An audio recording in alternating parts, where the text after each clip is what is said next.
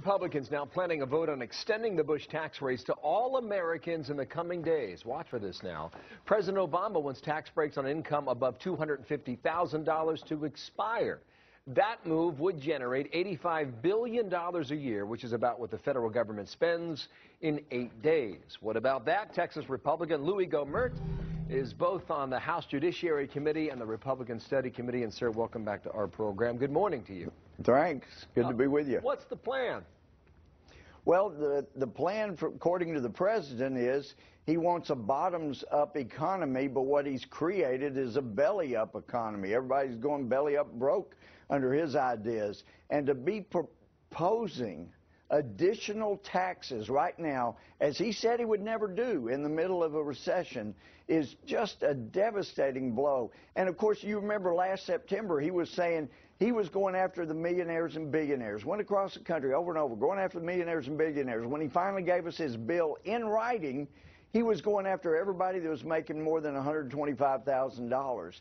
If you look at Obamacare, it is a tax. If you don't buy the $12,000 or so policy and you make $14,000 as a single person or more, then you're going to pay an extra 2.5% income tax. I mean, he says I'm going after millionaires, billionaires, going after people making over $250,000. But Americans understand when he starts talking about raising taxes, there's nobody safe in America. He's coming after your wallet. If that's true, then you would seem to have a good argument during an election season. But why wouldn't you welcome that policy? Well, because he's hurting the country.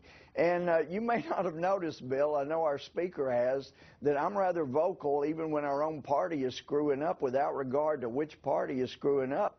I don't care. I want people to quit being hurt by our government. And they say, well, if you make more, you should pay more. You're dadgum right. So let's have a flat tax. What time would be better than this, than a flat tax across the board, cut out the loopholes? If you make more, you pay more. If you make less, you pay less. So that's what you would favor. But I think the vote will be specifically on extending the tax rates under the Bush era for 1 year. Is that right?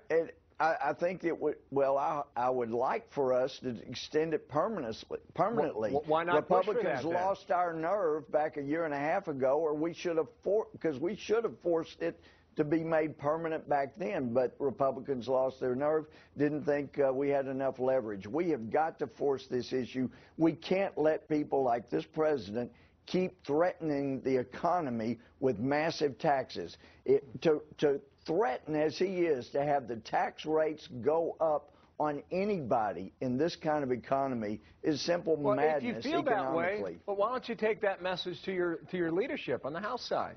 Push for the permanent tax cut. Are you going to? Listen, our leadership is saying they've got the right message. They're saying this is what we're going to do. We're going to extend the current tax rates right like they are. We're not going to let them go up on anybody. So our leadership has the message. They've heard from the people back home, and they've heard from people in our delegation, in our conference. Right. They know. We're going to be fighting. Yeah, there's another element to this discussion about overall tax reform. Now, how serious are Republicans on the House side about making sure that happens?